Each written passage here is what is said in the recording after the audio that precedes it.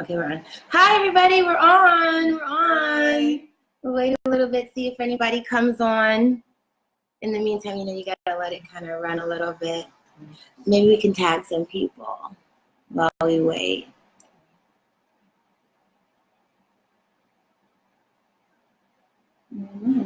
Oh, invite friends. Bam. You can invite, I know who I want to invite. Simone. This one. And this one, for sure.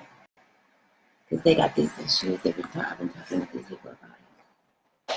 So, okay, maybe we can just go ahead and start, and then, you know, they can watch the replays too. Okay. So let's start off with the disclaimer.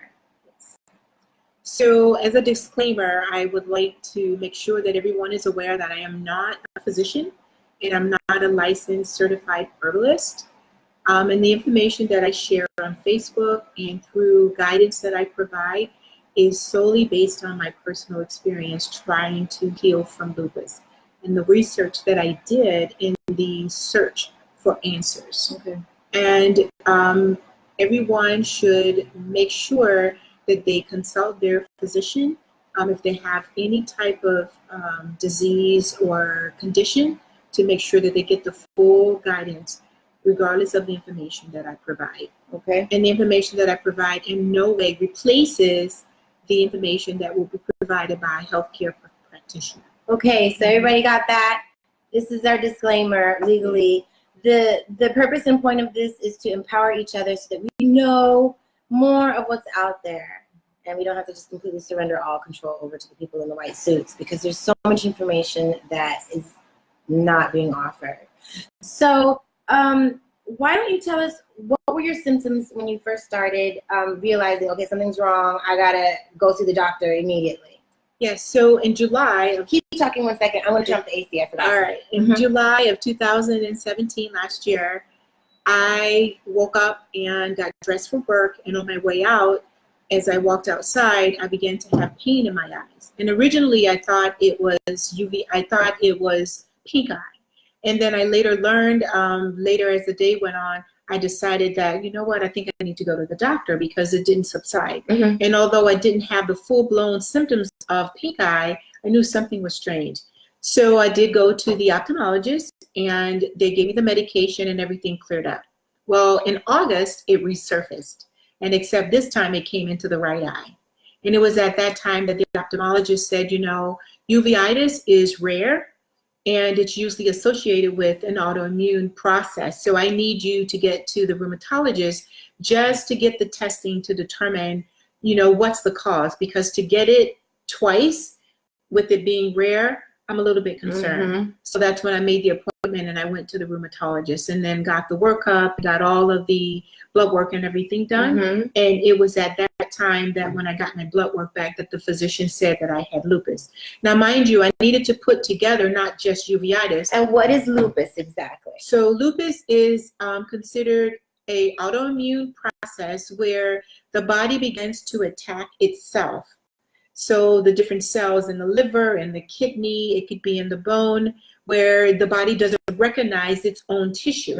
And so what it begins to do is these antibodies come up, and it begins to try to attack so that it can get rid of these so-called foreign substances. And that process can happen in multiple tissues, in the scalp, in the lungs, in the liver. And so once you get that, it's an inflammatory process that happens. And what did the doctor say was the cause of your lupus?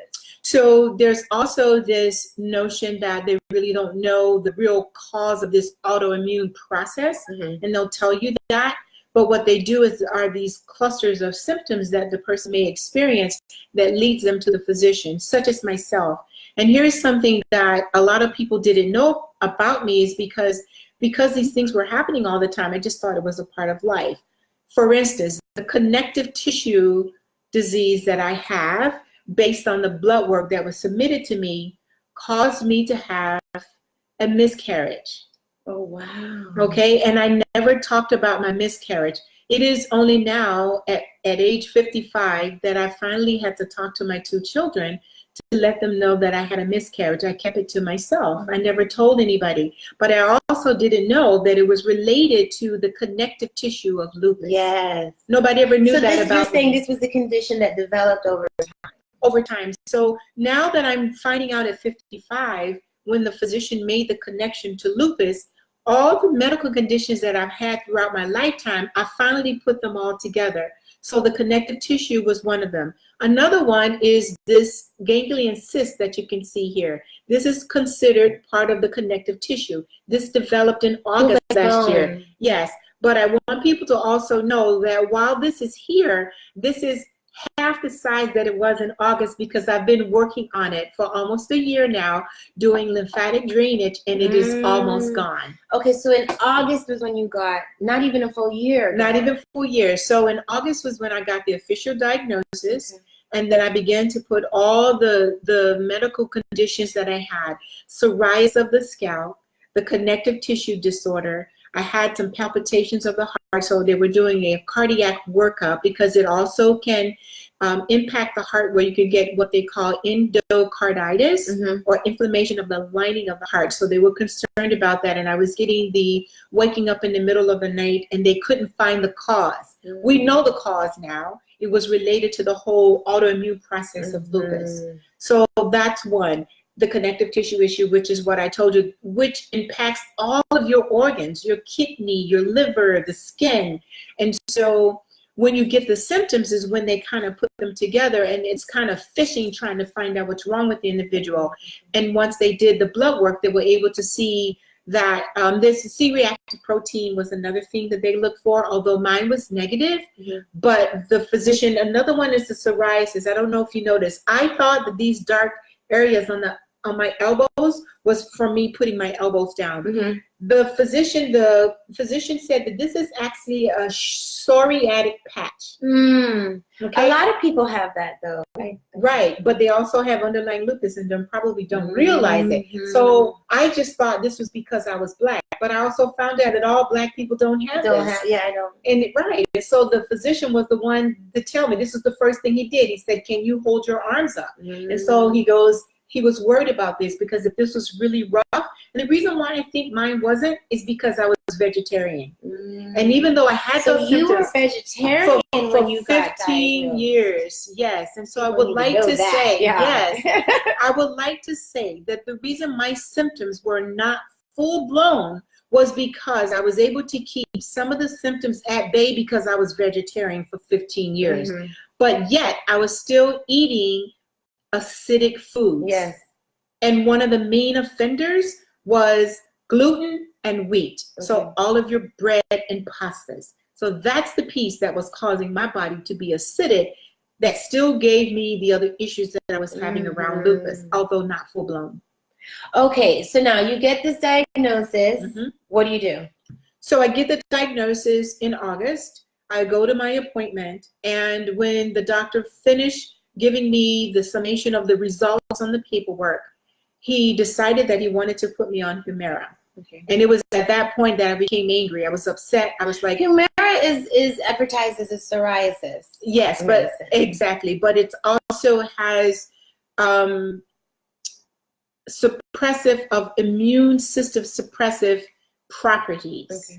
And so because of the psoriasis that I have with the patches here, I also have 2 patches on the top of my foot, and then the scalp. I had psoriasis there. That was one of the reasons why he chose the Humira. I refused Humira, and so what I decided to do was to ask him, can you just give me 2 months?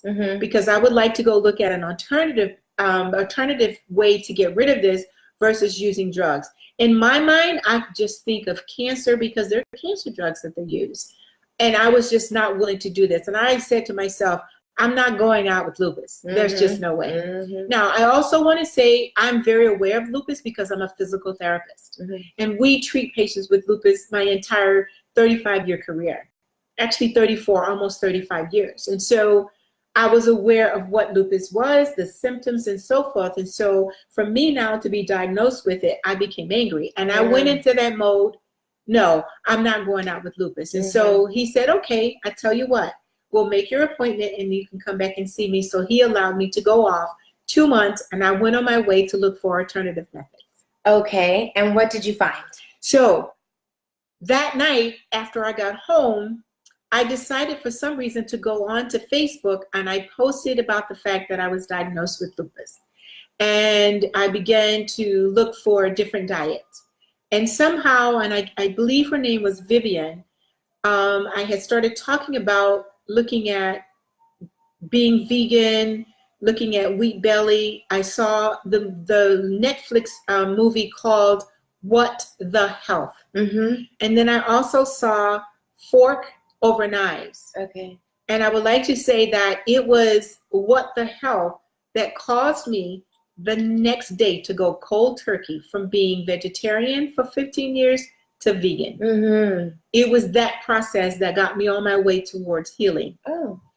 Within a 2-week period of going vegan, I woke up, the pain that I had lived with for 15 years, that I went to work with every single day, that I would get on a plane and I would fly to Michigan to get injections from my physician, Dr. Weir from Henry Ford Health System, that I did that for so long, woke up that day and did not have pain, something was different, I knew that I was onto something.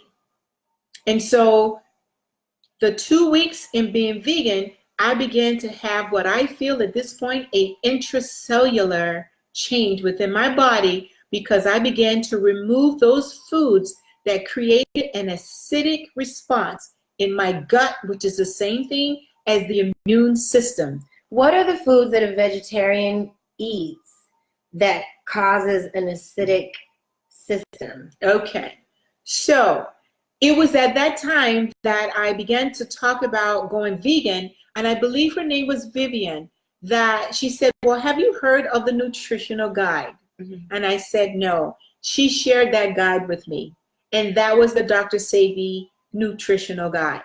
And mind you, you got to realize that I'm hungry for information. I was going to do whatever I needed to do by whatever means necessary to heal myself. Mm-hmm. My goal was to not have to take synthetic drugs that was given to me by the pharmaceutical industry. I did not want those drugs. And so I needed to find whatever I needed to find. So I began to do the research and I began to dig. And here's the thing that I know. When you come from a place of authenticity and you are sincere about what you need to do, the universe will bring you everything that you need, and you will be in the right place doing the right thing at the right time. I heard that. And that is my experience. So because of that, I began to come in contact with the right people. Okay. I began to be put in the place and in the face of the right information. Okay. I never questioned the information that was given to me on the nutritional guide from Dr. Sebi. Mm-hmm. I think intuitively I knew that. Let me just say something about the things of the foods. One of them is dairy, milk. On this journey, I found out from my oldest sister that I never would drink the milk as a kid. I think intuitively I knew not to drink milk because as humans we shouldn't be drinking milk. And it has an acidic response on the body. Yes. So that's just one of them. I did not know at the time that I was allergic to wheat and gluten because I didn't have those full-blown symptoms like a person with celiac disease. So I had some very low-key responses to wheat and gluten. Okay. So wheat and gluten, your breads, your pastas, your muffins, so your bagels. So what kind of breads do you eat now and pastas, like amaranth? So yes, that is correct. So on the nutritional guide, Dr. Sebi allows us to eat spelt. Okay. We can do teff. We can use amaranth, and so those are the different ones that I actually use now. Okay.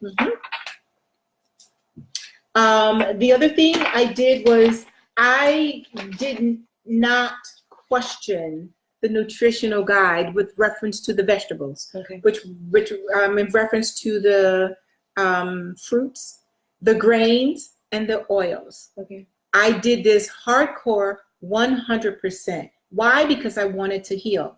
The thing that happened in 2 weeks when I saw the response to removing those things from my diet was my willpower to continue to stay on the journey. When you have lived 15 years in so much pain and you wake up one day and you don't have pain, to me, that should be enough to say, this is the right thing to do. So all you did from the diagnosis and to the point of no pain was just change what you were eating. I just changed what I was eating. So I also spent hours looking up YouTube videos from Dr. Sadie so that I can understand the whole premise of this alkaline vegan lifestyle. And so the premise is the body is either in two states. It is going to be neutral at 7, or it's going to be acidic, which is below 7, or it's going to be alkaline above 7. And when he talked about the scientific basis of the diet, me having a science background, it made a lot of sense to me.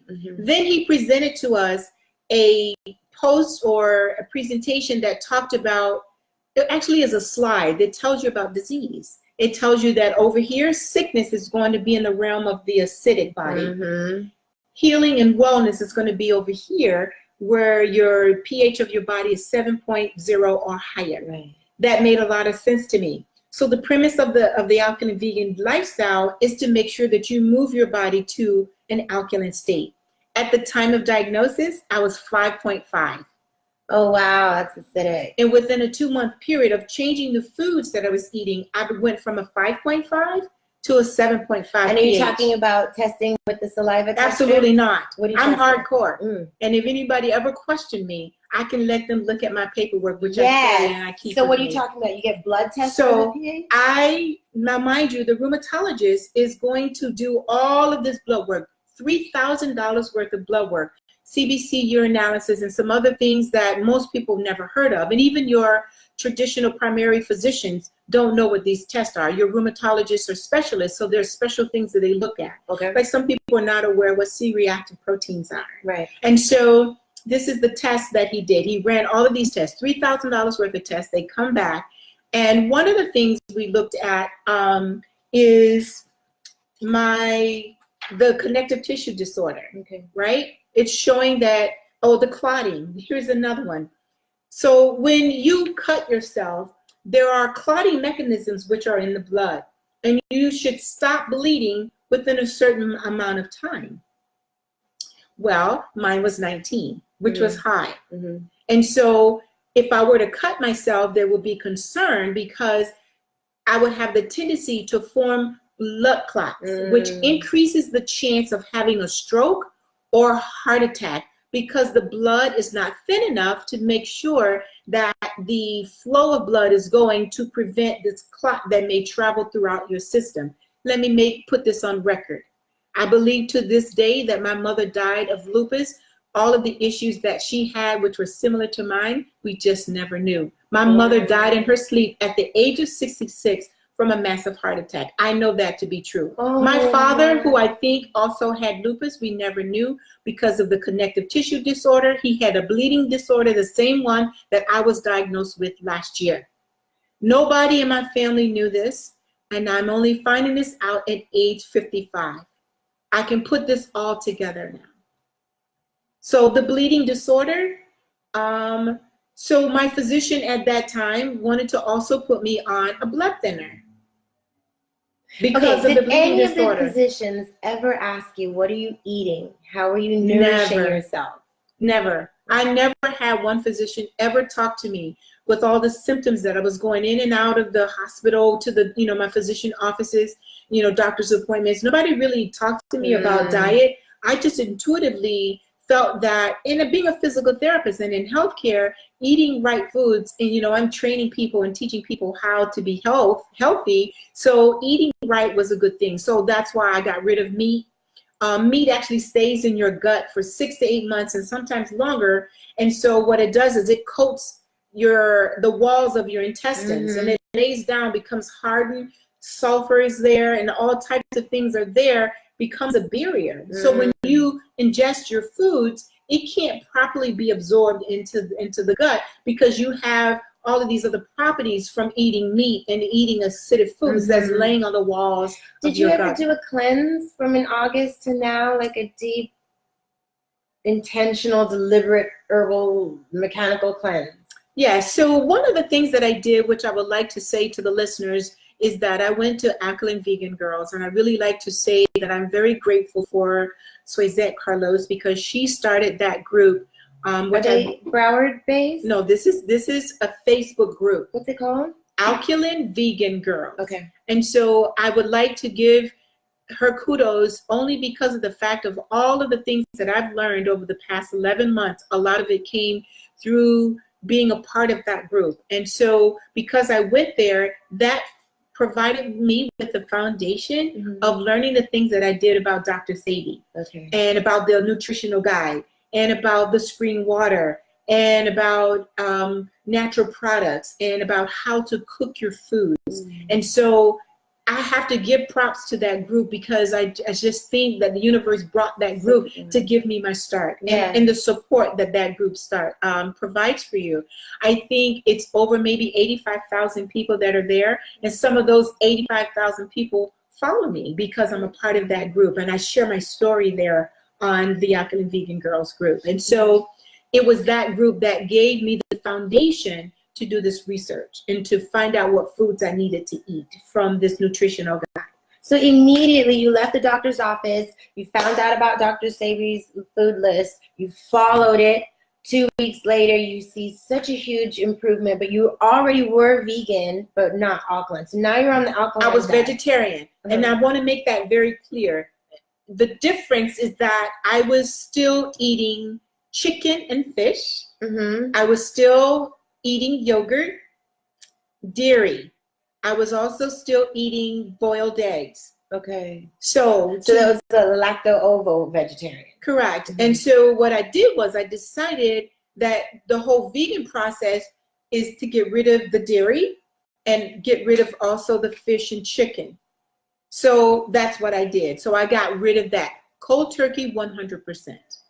And the other thing is I wasn't aware that the wheat and the gluten was a problem, but I made a decision. I said, let me give it a try. Let me remove that from my diet as well. When you removed it, what did you replace it with? Bread is something people can't live, no. I just wasn't eating, I wasn't eating bread and pasta. And I have to tell you that I started spelt. Spelt is one of those grains that we're allowed to eat on the diet. And so I began to eat products that, was made out of the breads that were made out of spelt. Okay. What I found was in very early days is that even eating that, which is an ancient grain, I decided that it wasn't working because I would get this inflammatory response with the spelt. And I posted that a lot. Isn't spelt in the family of wheat? It's in the family of wheat. And so there is a lot of information on the online that will tell you that if you have celiac disease and if you're concerned about wheat and gluten, spelt is one of those things that you really shouldn't have. So after about 2 or 3 months of trialing it and trying it, and then I would take myself off for 2 weeks and then I would go back on. When I saw that inflammatory response, I decided I cannot have spelt. And then I went, listen to your body. That's one thing that I would like to say. You have to listen to your body. And so you were talking about, did you do a cleanse? Did you do a detox? Again, through the ALKALINE Vegan Girls group, I did that with Suizette Carlos and her group. Okay. And so we did a 7-day detox. What did you do? So that is a combination of herbs and teas. Okay. Eric Joseph is the person that provided the actual herbal mixture for us. And we did that with certain foods that we ate, raw foods. And so that was a guided 7-day detox process that pulled a lot of the old foods. So you did that together as a group? We do that as a group. It is a closed group on ALKALINE Vegan Girls.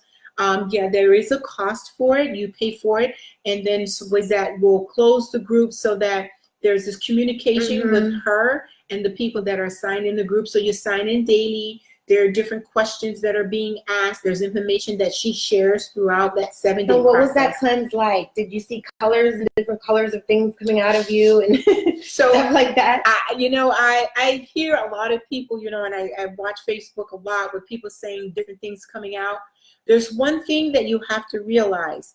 I didn't have beef for many years, like 15 years. And so I just feel that my gut was not as toxic as some people because there's certain foods that I didn't eat to begin with. Not only that, we're talking about August, September. In March of that year, I had my colonoscopy done. And you know what they do for that? They flush it all They out. flush everything out. Okay? Yeah. So I had just had that cleanse from March. And then now we're talking going vegan. And then I have this another detox process. So all of these different things that people say that they saw coming out in the stool. You didn't see and yes, I watched the stool just like everybody else did. I did not see any worms. I did not see any type of parasites or anything like that. What I saw was formed stools that were very soft. And as soon as I flushed the toilet, you would see the feces actually break up and it was gone. Okay, digested well. It was digested well. Absolutely. So that's what I saw. I had between 3 to 4 bowel movements a day. Most people have no idea that your bowel movements say so much about your health. It does. And the breaking up and the consistency, the shape, everything. And also the time in which you have my goal now is to have a bowel movement within 2 to 3 hours after I eat my food. Okay. That means that you're digesting well. If not, that means that you have foods that are laid down on the walls of your intestines that is impeding the absorptions of the foods that you're putting in. And at the very least, the next day you should be having a bowel movement. Now, I have a bowel movement right now between 2 to 3 times a day. And so there's another thing that I would like to talk about is the Dr. Sebi, it's called the Body Rhythm Guide. And it talks about what happens to the body in a 24-hour period. One of the things that I did was I followed that 100%. And pretty much 11 months out, I'm still following that. One of them is that your body begins to heal about 10 o'clock at night. So I make sure that I'm in bed by 10. I make sure by 7 o'clock p.m. that I'm not eating. Why do you want to put foods in your body and you lie down and your body is going through the healing process? I did that hardcore. And people, my family, people that I work with, they all will tell you that I have been hardcore. That is the reason why so many people are inspired, because they saw me go through the process and they saw the results of me sticking to the diet, doing 100% hardcore. I believe that's why my symptoms were reversed, because I did the diet just the way Dr. Sebi said to do it. So you get the symptoms, you go to the doctor, they diagnose you, you refuse the drugs, you find Dr. Sebi and you find some support. That's correct. You change your diet, you do a cleanse. Correct. And within 2 weeks, you're pain-free. Now, what about any herbal medicine? So now comes September, and I start finding out, and I have to tell you, I was very skeptical of the cellular food, the biomineral cell food that Dr. Sebi sells on his website. I wasn't so sure about it. So I decided to stick to the diet first. And when I began to get the outcomes that I was looking for, I moved to that next phase. I said, okay, I'm doing very well, but I would like to continue this journey. Let me just see what this is all about. I wanted a consultation. So I decided to call the LA office. And because of my symptoms, the lupus symptoms, they had certain things that were prescribed for that, which Dr. Sebi talks about a lot in his videos, on his website.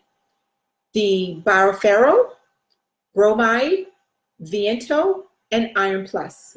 Yes, I took all 4 of those in the early days. Those are proprietary blends. Those are proprietary blends that Dr. Sebi provides. And the whole premise of taking those is to get an intracellular cleansing, to cleanse the cells and then replace the cells with the minerals that they need.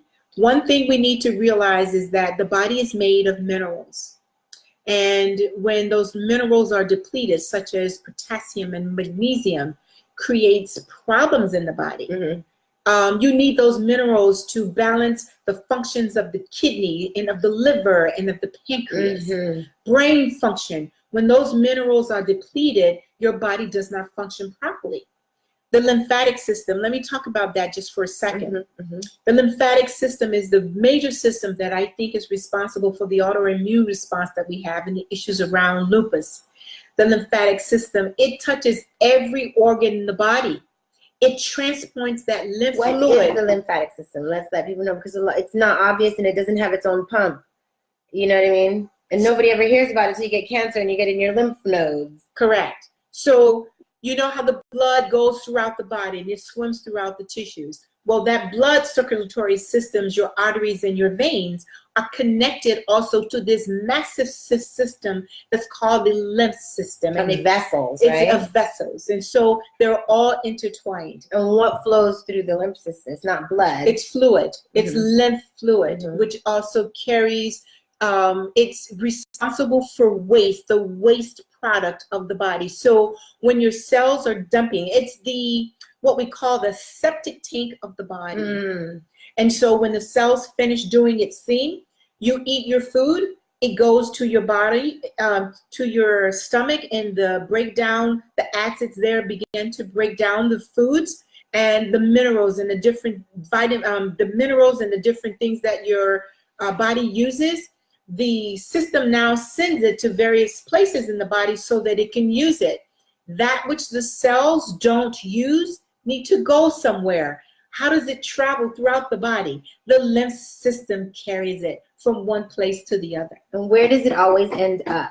A lot of times when you put acidic foods in the body, Dr. Sebi says there is only one disease, and that is mucus. Mm-hmm.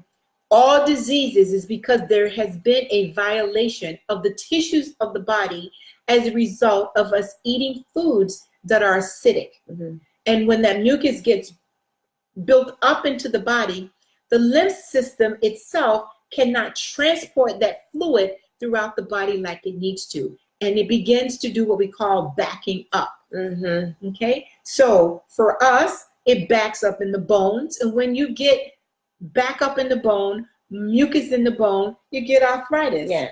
When it backs up in the lungs, you get asthma, you get bronchitis. Mm-hmm. When it backs up in the heart tissues, you get endocarditis. Mm-hmm. When it backs up in the brain, you get Alzheimer's and other types in the brain. You notice all of the diseases that we have has this word which we learn in medicine, itis. Itis, inflammation. Itis, which means inflammation.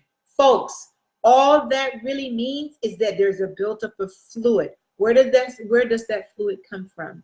It comes from us with the immune system, which is the stomach, the foods that you put in to send down to your stomach to be processed. Mm-hmm. And when you replace that with alkaline foods, it helps the body to rid itself of that. Mm-hmm. And so that's when I learned that by watching those YouTube videos from Dr. Sebi, made a lot of sense to me.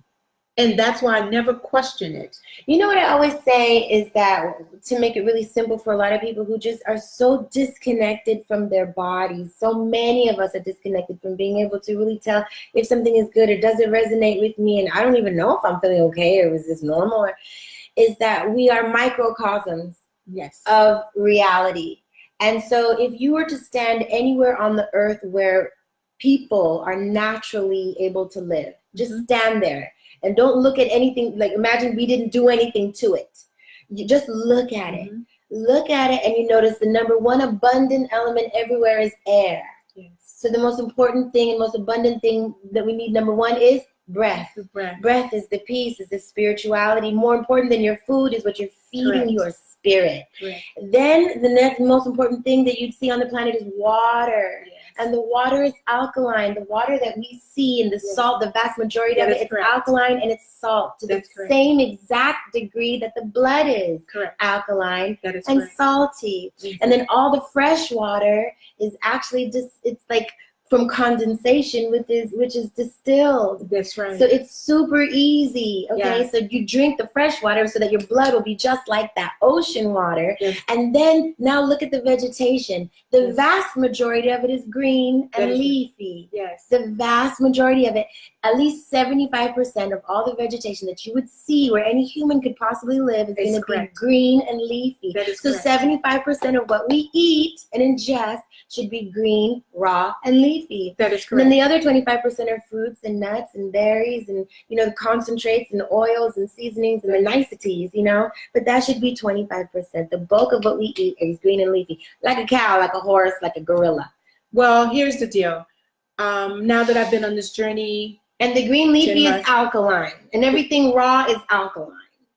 well, not everything. Well, not everything. You're right. That not is everything. correct. Not, Because but the here is vast what I never majority. really paid much attention to hybrid foods. I never really paid much attention to GMO foods until now.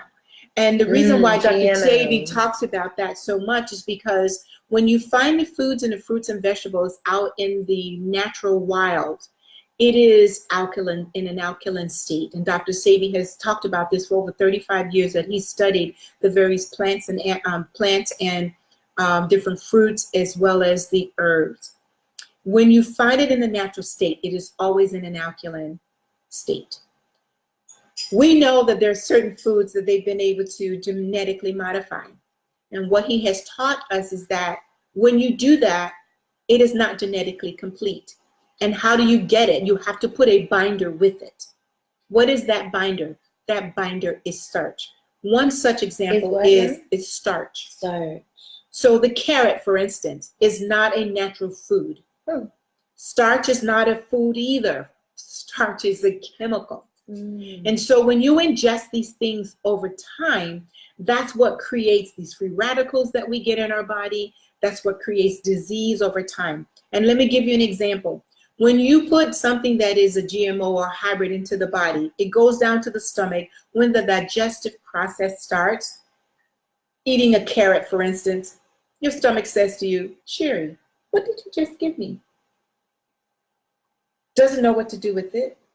It begins to create free radicals. When you eat a piece of fruit that doesn't have a seed because it's been modified, when it goes into the stomach, it asks you, what did you just give me? Wait, can you say that again? When you eat GMO foods that have a been piece of fruit, when you that eat a piece of fruit, because we don't eat fruit without seeds. and people think I won't eat a watermelon or buy any watermelon if We there's do no not. seeds. We do not purchase Like, oh, foods. it's the same watermelon. No, some ain't right. Some ain't right. Right. I need some seeds. Right. Dr. Sebi said, do not eat fruits without seeds. And so this is why for the past 10 months, I have traveled to the Yellow Green Farmers Market in Hollywood to get my fruits and vegetables, because the vendors there know that I look for them. They know that I have a Facebook following, that people will come there to purchase them. Because the majority of society has become lazy because that's what they've been feeding us. Most people want grapes without seeds. And so that's why they Like, it's prefer a good them. thing. But I don't want grapes I without like the seeds. seeds. Exactly. This is Damani. I don't know if you ever Damani. remember. We're doing a live stream video, okay? So And so I don't eat fruits without seeds because of that. Because your body doesn't know what to do with it because it's genetically incomplete. There's another thing that Dr. Sebi talked about a lot, about genetic food consistency. When we were back in Africa, there were certain things were there. I can give you one example. The lime and the key lime. Do you notice a difference in size? yes. Do you notice that the lime also does not have a seed?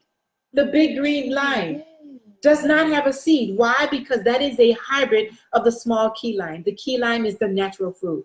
It's also small for a reason. When it's growing out there, it knows that you only need a small amount at a time. So it produced just enough for you to use at that time. We are so loved. Like, that's my favorite thing at the end of the day. Yeah.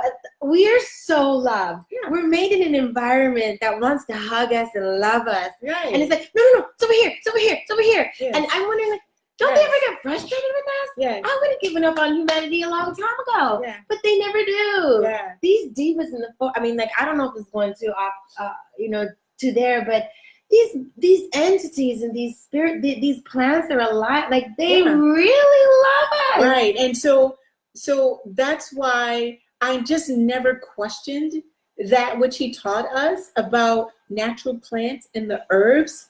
And food is medicine.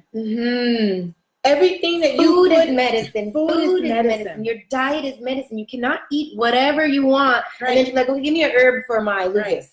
Right. No, your food is your medicine. That's what I really want to show people, was that you did it. Food is medicine. And you did it with your food. And you didn't fight with it. I didn't fight with You didn't be like, oh no, I can't have that. You just did it. I never questioned it. The nutritional guide, I have a lot of people questioning, well, how come collard greens are not there? How come I can't eat fish? And how come I can't eat carrots? And how come I can't eat garlic? I never question it. Why? Is because I began to get responses to my body towards healing within a 2-week period. And I wanted to keep on that path.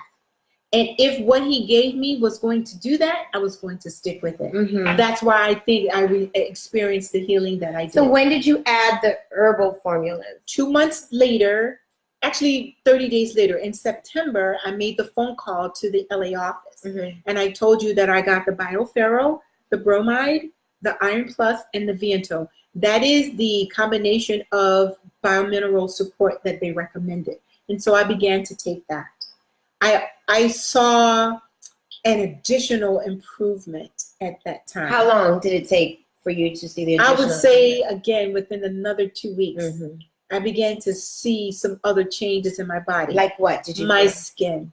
Mm-hmm. So I saw this glowing of my skin.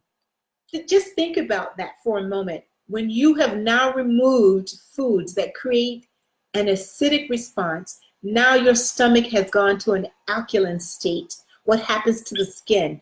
What happens to the lymph system? What happens to the blood flow? What happens to the brain tissue? Your hair. I also saw that my vision improved. Okay, I don't have to wear my glasses during the day. Get out! I wore glasses since I was 13 years old. So during the and day. And now at how old are you? I'm 55. Okay, so from 13 until 55. And now at 55 you healed your vision. At 55. This is immense. I mean, who is there? No one watching this.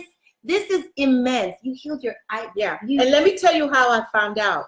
I drove to work one day not realizing that I didn't have my glasses on. And at my job, I'm at my computer looking for my glasses, and I can't find the glasses. So I got my whole department on a hunt throughout the entire hospital looking for my glasses. Finally, after about an hour or two, I just said, forget it. I'm not going to look for the glasses. And I totally forgot about it. So I said, you know what? Whatever.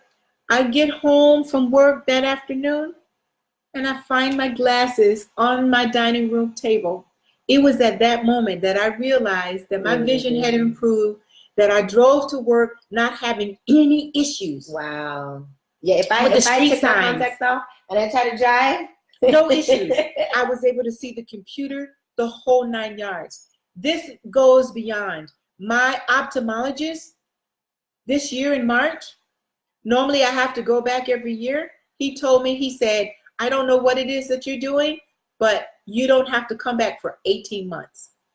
Not only that, his entire office adopted this lifestyle, and he himself was considering going vegan as a result, because the ophthalmologist, because he goes, I don't know what this is you're doing, what it is you're doing, but it's working. So when did this test results start showing a difference? So the other thing I would like people to know is that I also had high blood pressure for 22 years, and I took a blood pressure pill for 22 years. What? So within that 2-month period, come October, November, I started noticing that I was getting lightheaded. Mm-hmm. And so I do work in a hospital. So I went to the progressive care unit, and I had a friend of mine that's a nurse take my blood pressure. Mm-hmm. And at that time, the blood pressure was high. And so I began to up the herbs that deals with the blood pressure, and to take the fruits that and foods that address blood pressure, the grapes, the cucumbers. I did the soursop. I did the smoothies that included the strawberries, raspberries, ginger, fresh ginger, and the key lime. I was drinking the key lime water. Next thing I know, the blood pressure is dropping. And so I began to monitor the blood pressure on a daily basis. And I start seeing the numbers come down. And when I saw that over a 30-day period, I decided on a 2-week period, I was going to wean myself off the blood pressure medication. I took it one day, the next day I didn't. Then I took it the next day, and then the next day I didn't. And then I began to continue to monitor the blood pressure. 127/67, 130/70, my blood pressure began to be lower than it was on the medication, and hence the end of blood pressure medication after taking it for 22 years. I am no longer amazing. hypertensive. Yes. Okay, so what about the abnormal pap-smears? So in March of last year, there was some concern around the squamous cells changing. Mind you, I also was going through menopause at the time, full-blown menopause. And so the OBGYN said we need to do a colposcopy. And unfortunately, at that time, the results came back. The colposcopy is where they go in and do a scraping of the lining of the uterus and the cervical area so that they can scrape some of the tissue that they supposedly saw. So they went into your uterus. They had to go into the uterus and scrape the wall of the uterus. And so supposedly they saw these cells that were abnormal. And so that was in March of 2017. Now, obviously, I'm not vegan at this time. I was upset about that as well. I called my doctor friends that I knew, extremely upset about it. So if you fast forward now, I'm getting the diagnosis of lupus, and then I started the vegan diet. So in my mind, because there's only one disease, and it's mucus, so in my mind, it is going to heal that too. Well, I have you to know that I got my results this month, and the results are negative. That is correct. So that means that now this month we're in July. So in less than a year, that's correct. You went from having lupus, high blood pressure for 22 years, myopia, I'm imagining, with the eyesight, psoriasis, which is related to the lupus, abnormal cells in the uterine lining and in the vagina, cervix. Correct. And in connective, don't forget the connective tissue disorder, which are the ganglion cysts, which I was having developed in various places. I have them. I had one here, one on my foot, but this one was the most significant one. And did they hurt, or it was just? Yes, this was very painful. Oh wow! I also got this back in 2012, where I was at Henry Ford Health System, and they had to actually stick a needle in this one to withdraw the fluid because it was so painful. It was interfering with the movement of my thumb. But they didn't think, let's get the lymph system to working better. They just let's drain it. Give it a drug. Well, they did. They tested me for rheumatoid arthritis back then. And it was negative. But I had all these symptoms. I had the pain. I had the ganglion cysts. I had the psoriasis in my scalp. I had all these things. Nobody at that time put the connection together. And so here is what I would like to say for the naysayers and those that want to question what I'm saying right now. Are you telling me that this doctor that wanted to give me the Humira, that gave me the diagnosis of lupus, that I didn't have it? Is that what you're saying to me? Because then we're talking about malpractice here then. That's right. The case. That's because on my official medical record now. So when I go back in October, and I wish I can demonstrate how I walked into the office because I was very painful. I looked like your typical rheumatic, psoriatic arthritis type patient. I could barely walk. When I got ready to sit down in the chair, I could barely sit down because I had pain so bad. It was in my neck, it was in my hips, it was in my back, it was in my shoulder, it was everywhere. I had pain. I was so painful. I actually felt like I was 90 years old. I go back in October. He repeats the blood work. And he also told me in August that, well, you know, this whole alkaline thing is not really something true. They really talk about it, but it really doesn't change your blood work. But the drug would fix it, right? That is correct. Well, I have you to know my blood work did change. My pH in my body did change. And I would like to be able to show you. I don't know if we could get this for the naysayers. I really want to say this for the naysayers. Because what are they saying? Let's share that. A lot of people are saying that it's not possible that you are able to cure this because they're going along with what the doctors say. Lupus is incurable. Bad eyesight is just irreversible. But so they're saying you never had it to begin with. Right. You don't have it now. That is correct. So one of the things that I wanted to talk about was the creatine kinase, the total reference range for that. Mine was 226, which is high.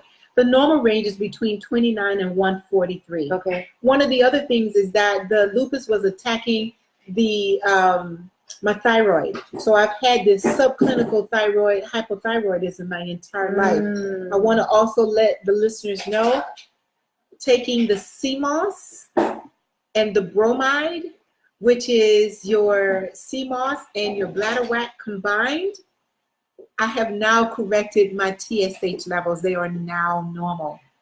I have a cousin with Graves' disease, and now you're saying you took Irish moss, sea moss with bladderwrack. What do you mean? Like that's what you just bromide made is. smoothies with it every day? I did a combination of remember I took the bromide from Dr. Sadie. Okay, so I took that for 30 days and then I went off 30 days and I went back. However, I get the sea moss, which is in a gel form. I go to the farmer's market and get it, and I have them make it into a gel, and I do a smoothie. So I put that in that is something that has to stay on board. The blood pressure, I want to tell people, the reason why I also think that the blood pressure now is regulated is because my issue with the thyroid was corrected, and therefore the thyroid itself impacts the blood pressure. And once I corrected the thyroid, my blood pressure is now under control, on top of the fact that I don't eat things out of a package, which is full of sodium, which is full of starch, which is full of gluten. So I don't eat those things. So on top of that, correcting the thyroid through the sea moss, my TH7 levels now are normal. Yeah, Betty. Yeah. So we're talking about a holistic shift in health. Yes. That seems pretty simple. The only thing that I've heard you say so far that you did was your diet. And it's not a diet of, I can only eat watermelon, or I can only, it's like you ate, but you ate foods that were actually meant for human consumption. That is correct. I want to mention one more thing here around the lupus, and you can see this document. Yes. And you can say for the viewers. By the way, GiGi Baker is my social media name, and I'm Sherry. So I just want to be clear about that and the transparency. So just so you know, this is my name, and that's my birth date. Yes. I was 54 last year. Why? Because I'm 55 now. Okay. Okay. So I just want you to know that this is truly my blood work. Yes. All right. What does this say down here? A lupus anticoagulant is detected since one of the two confirmatory tests is positive. You understand? Yes. You understand? That's it. So, lupus a bunch. Lupus. Yes. Lupus. Everything's lupus. So my question to those that may question me, so are you telling me this is my $3,000 blood work? This is the final results. Are you telling me that the doctor gave me a diagnosis that I didn't have? Is that what you're saying to me? I say not. I want to show you. But you know, some people believe in these doctors a little bit like religion. I want to show you. Yes. Know? So to say, oh wait, they don't know everything, it's like, what do you mean? God knows everything. No. And it's like an attack to their paradigm of reality, really. Well, here is what I would like to say for physicians, because I am not in that place of fighting physicians, because I think we really need the healthcare institution. I just think we need to have a paradigm shift on how we look at health and move from a place of being reactive to a place of being proactive and looking towards health and wellness. I just want a little common sense. Yeah. I want common sense like with your car. If I put non-gas in my car and it doesn't work, I'm not like, oh, what's wrong with my car? Correct. You know what I'm saying? Right. But if I eat petroleum in my body, which is what most everything that's an artificial color and flavors, preservative, and then I wonder what's wrong. Nothing eats petroleum. Nothing eats an oil-derived substance except maybe cockroaches, and they only do that if they have to. You know what I mean? So I just want common sense in the medical industry. I know that there can be a harmonious marriage between an empowered being who's aware of their body and listens to it and Correct. eats, you know, substances for human consumption, and a partnership with someone who's an expert in that field. That is But correct. they're not an expert in the field. They're expert in being drug pushers. Well, the thing about it is that they Or the don't ones get that. I've come across.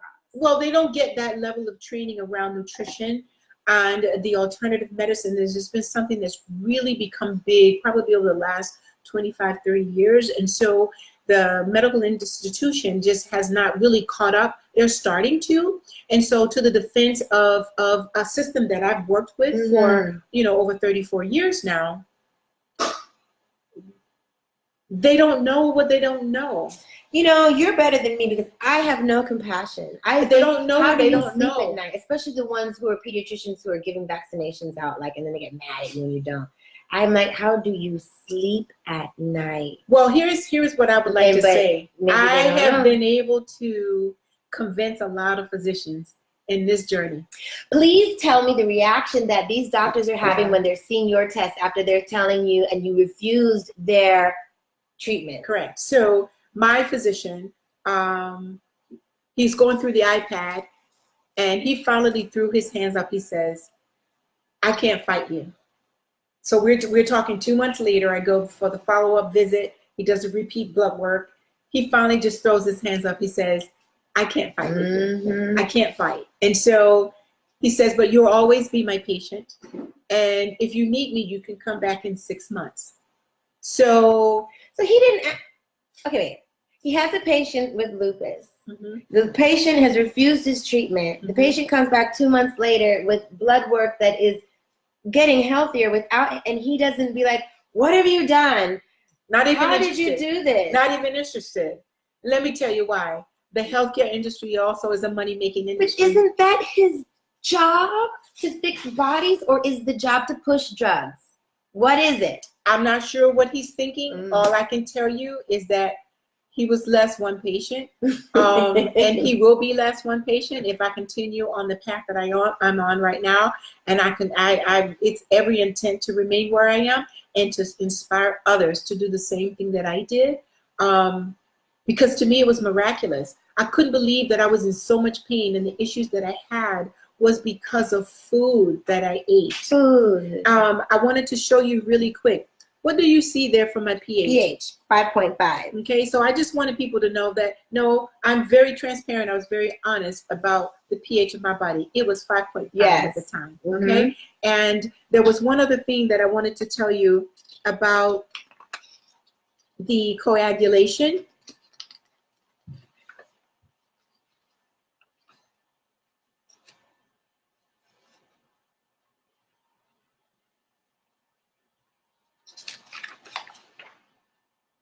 I can't see it here now. When I find it, I'll let you see it. That was the blood clotting mechanism. And so when the blood doesn't clot quick enough, you could form what we call clotting mechanisms that can go through the blood, large in the heart, large in the brain. So that's what can create heart attacks, strokes. Before I left that day, he did want me to take a blood thinner, or he said, "Would you at least take a baby aspirin?" No, absolutely not. I will not take statins, and I will not take a blood thinner. What I will do is take my natural herbs that have a natural thinning process on the body. And so I take my sarsaparilla and my burdock every single day. So that's what I do. And so what I plan to do is in October, I'm going to go back with him.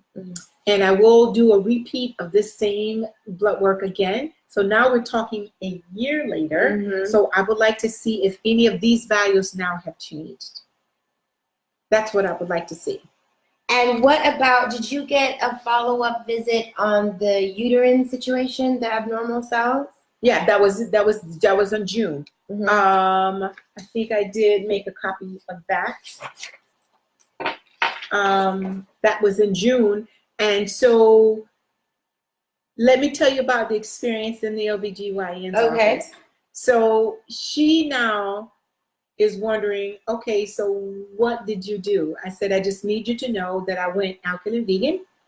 And I want you to know that I believe in the premise of the body. When the body is in an alkaline state, disease cannot thrive there.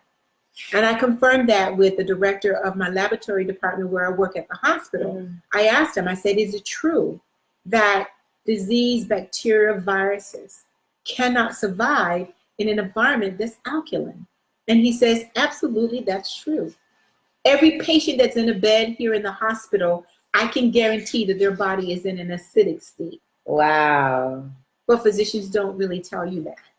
And so I told her that that's what I did. She said, that's all you did? The other thing that happened for me, I didn't do this to lose weight. Mm-hmm. So Oh, I was wow. 185 pounds Mm-hmm. when I originally started the whole investigation back in March. So by the time I got to her in June, I've lost 45 pounds. I'm now 142 pounds. Wow. So I lost almost 45, 46 pounds as a result. Not even trying. No, I just eat.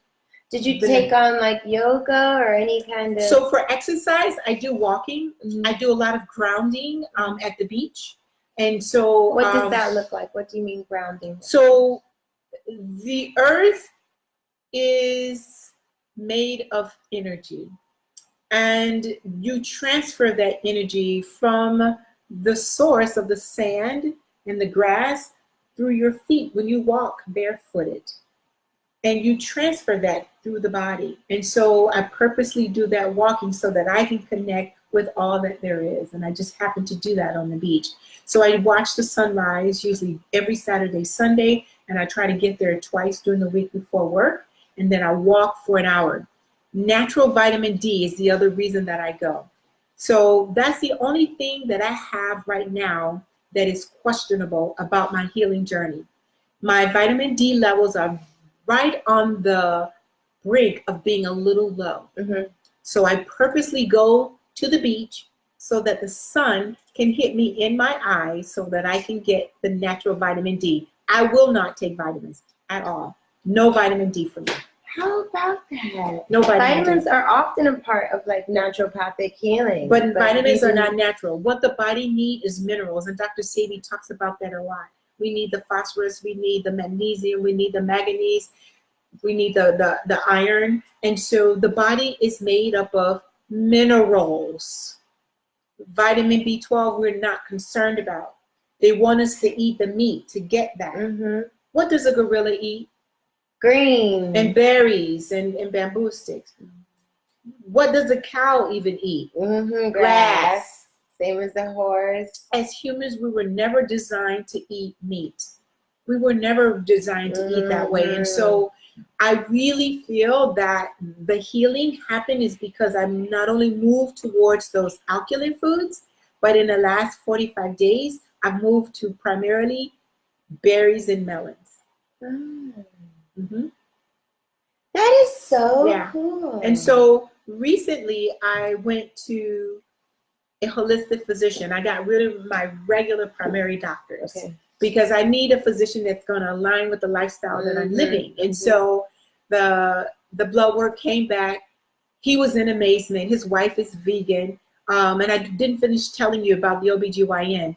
She herself, because of me and my story, decided that she was going vegan. And so I found out through the girls in the office that my doctor also went vegan as a result. This is of my what story. baffles me and why I love your stance of compassion and, they don't know what you don't know. You can't do 10 years of study on the body and miss that. That alkaline state fixes a plethora, 99% of the diseases that we're dying from and taking away the quality of our life and our money. Correct. Absolutely. Almost 90% of them, I would say, Correct. would be completely wiped out with just an alkaline diet. That's right. And it's cheaper. So a lot of people talk about the lifestyle and how expensive it is. It's cheaper than meat. Once you get all of the tools that you need, your blender, yes, my Vitamix blender was $450. But let me tell you, that's probably one of the best tools in my kitchen. Yeah, I can't live without mine. I can't live without that. I am 98% raw. I don't eat a lot of Okay, I was going to food. ask you that. Yeah. How much is raw? Because once you cook it, it's no longer alkaline. Yeah, I haven't had, I only eat cooked food probably maybe once or twice a week at the most, because my body does not really okay, like well, the here's cooked my food. question, because I had a friend that visited me a few years ago, and she was a raw foodist. And so for 2 weeks, I ate what she ate. And at the end of those 2 weeks, I was like, whoa, Correct. that's what red looks like. Mm-hmm. Wow, that's what blue looks like. Yeah. And I would wake up in the morning and just like be ready to go. Yeah. I wasn't Lots of no energy. groggy, no bags in the eyes, just ready to go. I got to jump up out of bed and happy. Yeah. Oh, this is what I'm supposed to feel like. Yes. This is what I meant to feel. Yes. But I couldn't keep it up. Why? Because it was cold. I can't eat every meal cold. I wanted a warm, steamy, greasy kind of thing. Let me talk to the Facebook listeners for a minute. You have to shift your mindset. The thing that she just said causes the power of will to not be there to keep the diet over time. This is a lifestyle change that you want to adopt. So the old thoughts that you have about food and your relationship with food, you're going to need to change that. I eat some things that I never would eat before.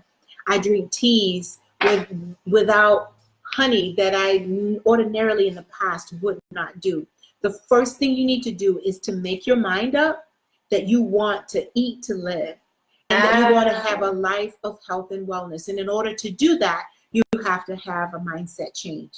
And so that thought that you just had, that I cannot have food that's cold. It's my craving. Right. It's So all day, every day. It's cold. It's cold and crunchy. Cold and crunchy. Cold and crunchy. yeah. I'm alarmed. So when you wake up feeling good, because that's my motivation Yeah. every day. When I roll out of the bed and I don't have pain every day, that is my motivation every single day. When I wake up and don't have to go into my medicine cabinet to get my amlodipine that I took for my high blood pressure, and I don't have to get that every day, that is my motivation. When I don't have to part my scalp over and put that medication that my dermatologist gave me for psoriasis, and I don't have to do that every day, that is my motivation. When I don't have to wake up in the morning because I got some kind of palpitation that I need to go see the cardiologist, and I don't have to do that anymore, that is my motivation. When I don't have to put my glasses on to drive to work, that is my motivation.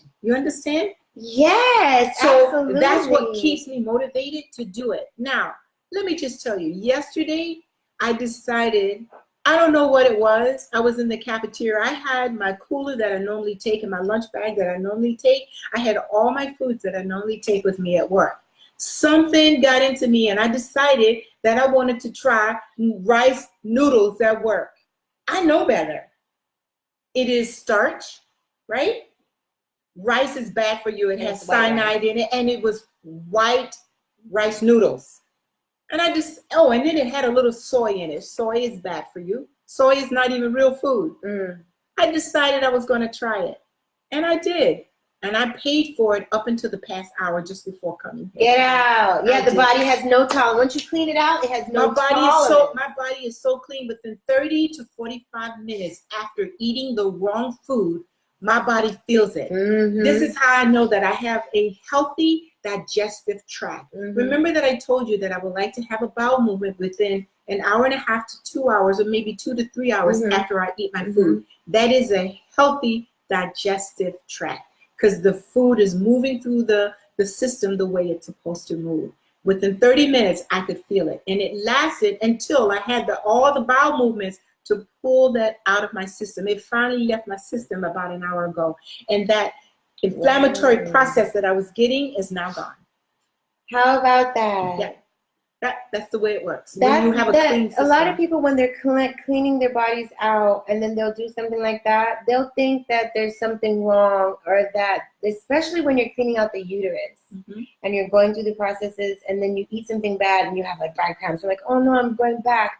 But actually, it's a good sign that your body has no tolerance for it no more anymore. That is correct. That's a barometer that I use along with the blood work that I take about the lupus, because to me, that's medicine using the blood work to determine the decisions that they want to make for me. I'm listening to my body, which is a temple by the way, this whole lifestyle change became a sacred experience for me. Preparing my foods when I got up every morning at 4:30 became a sacred process for me. When I touched the lime to make my lime water, and when I touched the coconut water, or I touched the kale, or I put the foods inside the blender, this became a sacred process for me. That's so beautiful. Last night I decided to turn on the lavender, okay, because I knew that I ate the wrong foods, the soy that had the sodium. So it caused my blood pressure to rise up a little bit, not to the point where it was a problem, but I needed to do those things to bring it back into homeostasis. So I turned on the lavender. I took my oregano this morning. I made sure I took a concoction of all of my teas that I took back last year that reduces the blood pressure to bring everything back to where it needed to be. And then I took my detoxing fruit, my strawberries, the blueberries, the blackberries, my ginger, and I had that as my smoothie today to make sure that the gut was where it needed to be. And so I'm good. So, but I don't do that very often. That's that power of will that you need to have. So not only did I change all the foods, I changed the chemicals that I was putting on the body. I don't use my typical lovely soaps that I used to get from Bed Bath & Beyond. I use my essential oils. I do oil pulling now. I don't use the toothpaste, which has, you know, the mint and fluoride and all those things. This morning I brushed like I have been for the past 11 months. I use the coconut oil with fresh clove, and that's what I do, the oil pulling, and then I brush with clove. I do that every morning. I use the coconut oil mixed with lavender for my skin. I use a special rose soap that I get from Brew It, which is a vendor at the farmer's market. The hair products that I use now. So I went through not only the temple of my body and changed the things, but also the environment and the space in which I live. Yes. I began to change those things as well. I got rid of all the plastics. We don't use the microwave. I got rid of, when I warm up foods, I make sure that and that's the other thing about eating raw. I don't have to worry about the cooking, is because the foods are raw. And so it works for me. And so I'm going to continue that lifestyle. You know, maybe we can meet again one time and go over a few recipes with like salad dressings and dips and stuff that you, like tips and tricks that you have to keep it fun and you know, like, because I like to eat for the joy of it too. Yes, I really do. I don't ever want to.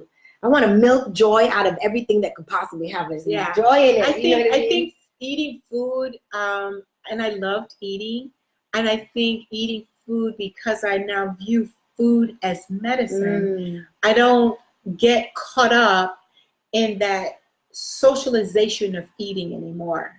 So I had this past weekend 2 family functions, and everybody knows that I actually come to the functions with my food. The thing that I was very grateful for is that my son's birthday at my ex-husband's home with him and his wife and kids, she's very respectful of my diet, and so she and I worked together to come up with a meal. And so I brought some of the alkaline foods and I shared them with her.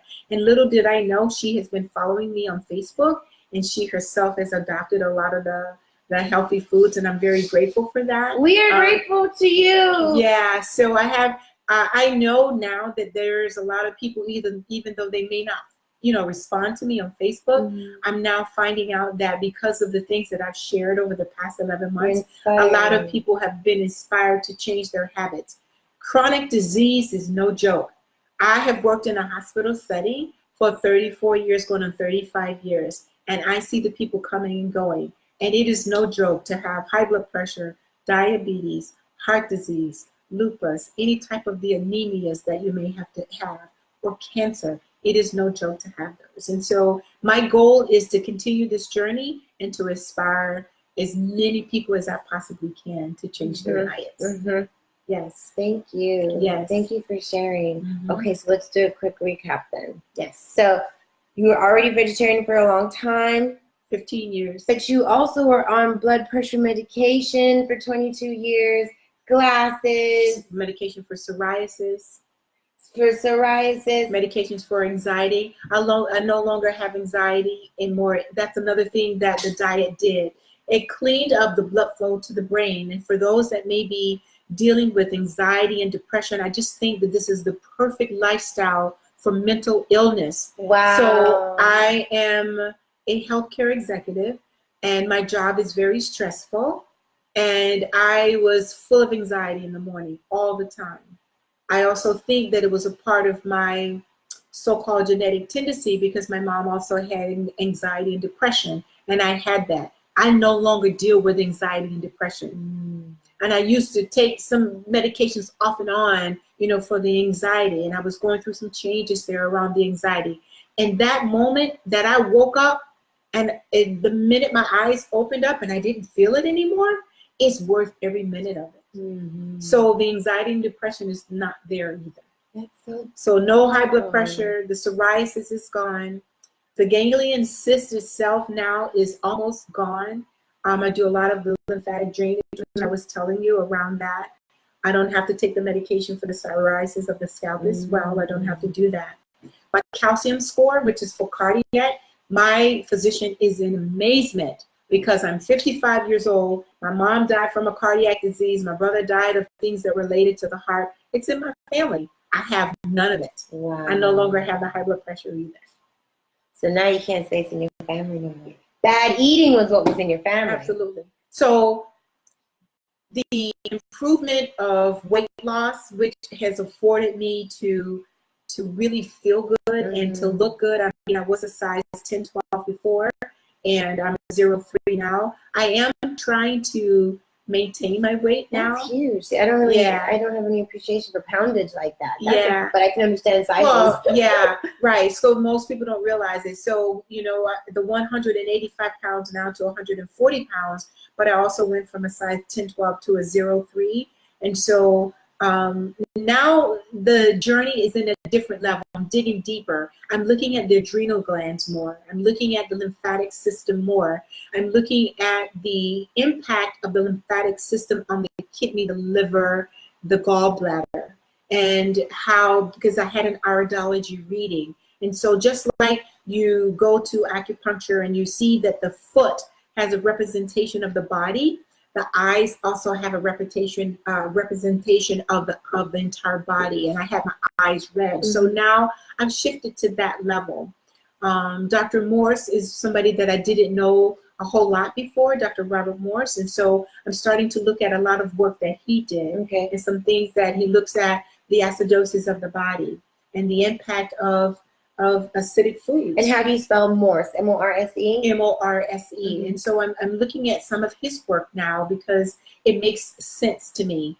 And he, I think he and Dr. Sabi had some interchange there, and took a look at, I think Dr. Morse is still here, and so he can still give us some information around the research that he's doing, that he's done for 40 years. And so I've embraced that. And so the iridology is part of that, in terms of going deeper, making sure that I look at. That's where you are now, is you want to go deeper. You want to go deeper. I'm looking for longevity, right? Because doing the original nutritional guide got me to that place of where I didn't have the acute symptoms anymore. So now I want to maintain that life so that I can get to 70, 80, 90, not just to live there, to go to pharmaceuticals, to go get medications, Walgreens, CVS. No, if I live to 60 or 70, I want to be able to get up in the morning at 4 o'clock with no issue like I do now. Yes. And I could go to the beach and watch the sunrise and do a walk on the beach before I go to my actual job before 7 o'clock in the morning. You know, at 7 o'clock in the morning, I can actually go do that without an issue. I want to have the quality of life and the longevity of life. And so that's my reason for wanting to maintain the lifestyle.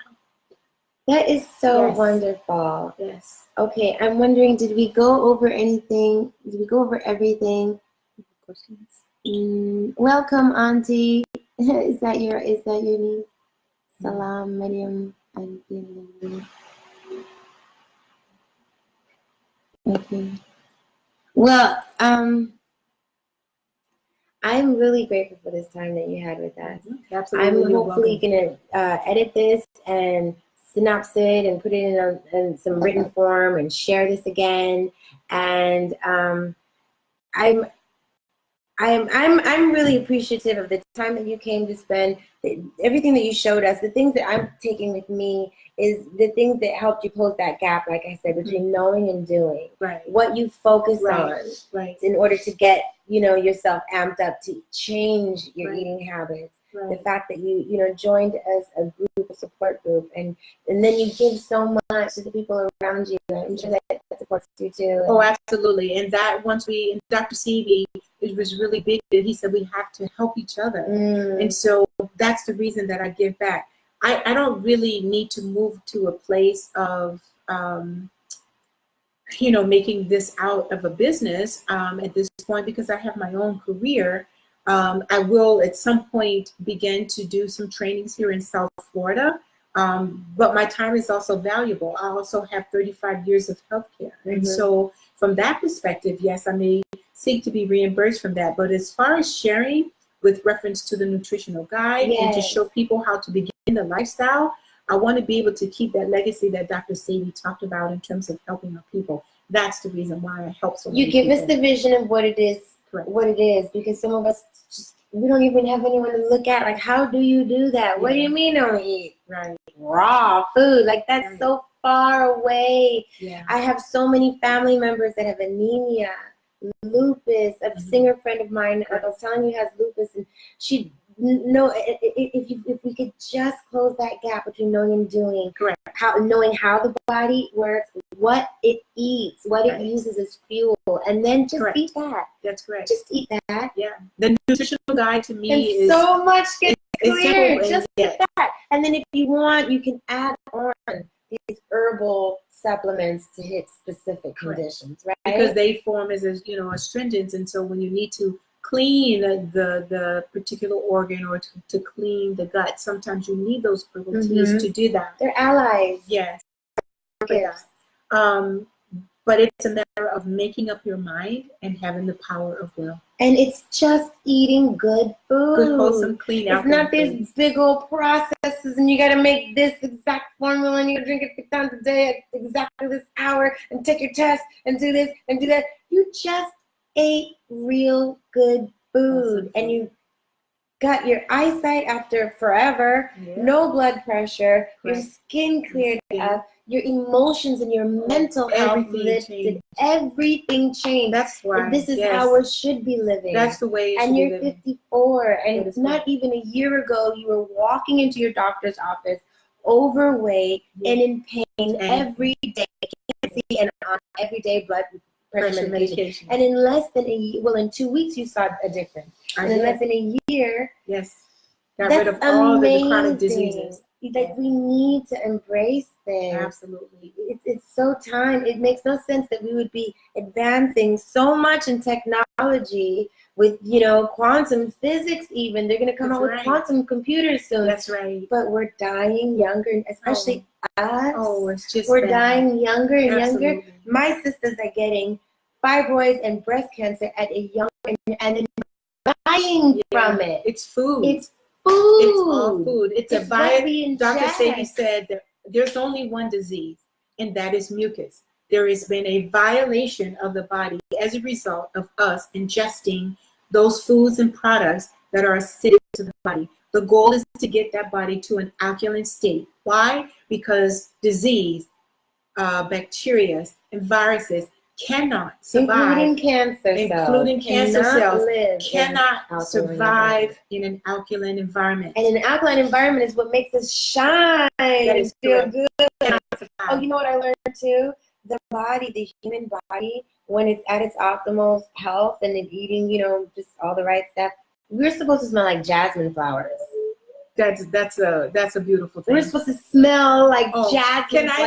Jasmine. Can I just give you something around the thing of smell? Okay. So, and I know we want to wrap up here, but so in addition to using key lime for my deodorant, and that's the reason I can, is because the underarm odor goes away when your body is in an alkaline state. So I also wore, just to maintain freshness, from probably around age 20 up until age 54. Panty liner. A panty liner in my underwear. I no longer have to carry that panty liner because you know that little vaginal discharge that we get, I no longer get it. Why? Because that mucus is not there. I no longer wear that liner. So just even think about the money that I'm now saving. Isn't it? Is because I wore a panty liner 365 days a year. I no longer wear that. And if you didn't get them from Whole Foods or from an all organic cotton, they're I got that expensive one in the pink bottle. I forget the box it was. With the pretty smell. With the pretty smell that I should have been wearing. And so, ladies, we're not supposed to have that vaginal discharge. It's not supposed to be there. And so the body odor is not there. My feces does not have odor. When you come behind me in the bathroom, you don't even know that I was there because it's the meat that creates that. And so because it's gone and the starches, that odor is gone. So all odor from the body is actually gone. Gone. That's amazing. Including the breath. That is everything. The clothes maintains it. So there's no mouth odor, there's no underarm odor, there's no vaginal odor, there's no odor in the feces. All those odors are gone because the body now is in an alkaline state. That is so And so next time maybe we'll get to talk about the yoni because the yoni is a very important thing to also. That's my specialty. Yeah, so I'm dealing with that now in terms of how to take care of it, and just that next level that I was telling you to make sure that I look at all of the organs of the body and all of the orifices of the body and to make sure that they're well taken care of. Yes, and then maybe you can share with me what your doctor from your OBGYN office, how you've impacted her and the office and what they're doing new. And yes, I'm just so glad because she just opened up a spa there, and I'm going to tell you that the universe now is really trying to lead me to go and see if I can partner with her and to find out if I can bring my yoni products to her because she just opened up a spa. And if we can integrate health and wellness through proper eating, the bone density test that I had in her office 2 weeks ago, the girl that gave me that, I inspired her to go vegan. And so this whole thing is just permeating everywhere that I go because people are becoming inspired. Because the results are there. They see the results. Yes. They see them, so they have become inspired. So I have what's physicians. the side effect of eating some greens and some berries? Right. It's not half of the commercial. You might and get one more this, thing you I might would like get to that. say is that my hospital, I'm grateful for my colleagues there, my administrative team, because they are starting to embrace me and their lifestyle because I've impacted so many people there, including now my patients. And it's so such good news. it's a good thing. I pray that more will open up and be flexible and just a little malleable with your reality. Of course. You know what I mean? Like we actually love this environment is not against us. Yes. It's not. We don't need to be vaccinated before we can get up in there. Correct. It loves us. It supports us. It needs us. We need it. It's beautiful. Yeah. One more thing, but I know we're going to close up here. But the whole thing about the cold and the flu, I take raspberry tea, elderberry tea, red clover, and hawthorn berry. That's my flu shot. And so I'm testing this whole alkaline truth. So I started counting from August last year when I started the diet. I'm going to see if I actually get a cold. So far this year, from August last year, I've not had a cold. And I've taken care of sick loved ones. Nothing. Because that's the good test right there. When the virus supposedly, yes, I'm around it. I'm at the hospital. And so I have not been sick. I'm the only one in my department that have not been sick. Wow. With a cold, nothing this year. Nothing since you August. went right through the flu season. I went right through the flu season. Absolutely. So I can't wait till August. It's going to be a year. And I don't get colds that anyway. My iridology chart, there was a foundation that said that I have very good, strong genes. And when I get sick, it's very rare. But when I do, I recover easy.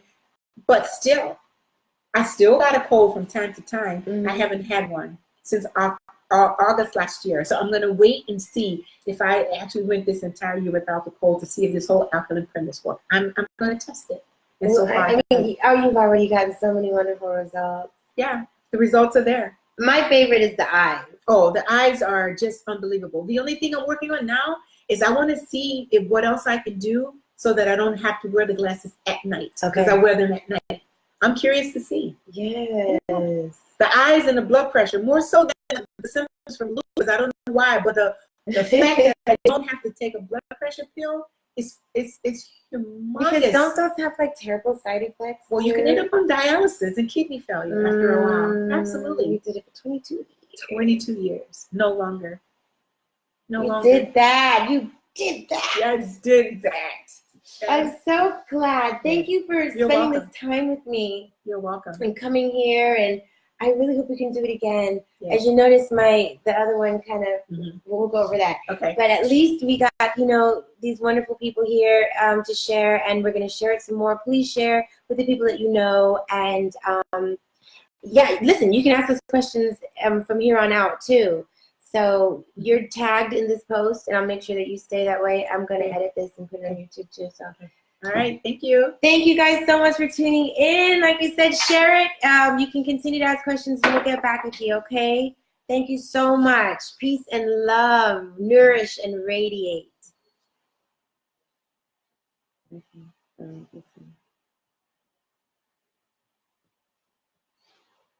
So now was people